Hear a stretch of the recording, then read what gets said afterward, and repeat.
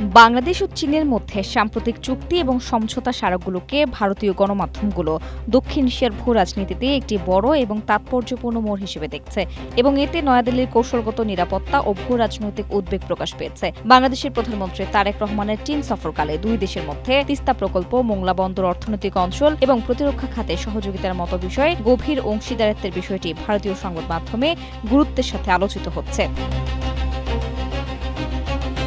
India টুডের প্রতিবেদন অনুযায়ী মোংলা বন্দরের পাশে একটি অর্থনৈতিক অঞ্চল গড়ে তোলার চুক্তিটি চূড়ান্ত করেছে বেইজিং। প্রতিবেদনে বলা হয়েছে, এই ১১০ একর জমিটি আগে ভারতের জন্য বরাদ্দ ছিল, যা ২০২৫ সালের তৎকালীন অন্তর্বর্তী সরকার বাতিল করেছিল।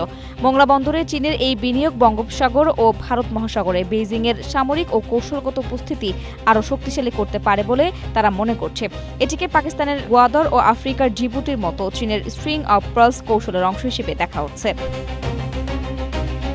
দ্য প্রিন্টের মতো সংবাদ মাধ্যমগুলো লিখেছে, তিস্তা নদী সিকিম ও পশ্চিমবঙ্গ হয়ে বাংলাদেশে আসায় এই প্রকল্প ভারতের কাছে অত্যন্ত সংবেদনশীল। তিস্তা অববাহিকার অবস্থান ভারতের উত্তর পূর্বাঞ্চলের সংযোগকারী একমাত্র স্থলপথ শিলিগুড়ি করিডোর বা চিকেন স্নেকের খুব কাছাকাছি। ফলে তিস্তা প্রকল্পে চীনের সরাসরি সম্পৃক্ততা ও কারিগরি উপস্থিতি ভারতের মূল ভূখণ্ডের নিরাপত্তার জন্য বড় ঝুঁকি তৈরি করতে পারে।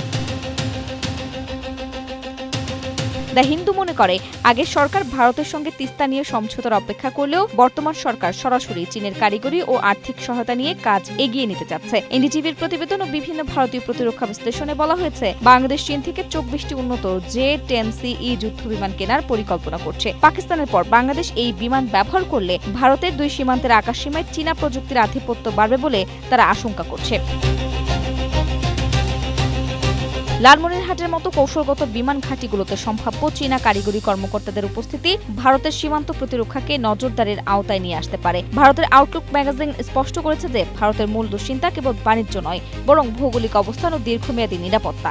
বাংলাদেশ চীন যৌথ বিবৃতিতে বাংলাদেশ চীন মিয়ানমার অর্থনৈতিক করিডোর পুনরুজ্জীবিত করার যে ইঙ্গিত দেওয়া হয়েছে, তা ভারতের দক্ষিণ এশীয় আঞ্চলিক প্রভাবকে সরাসরি চ্যালেঞ্জ করছে।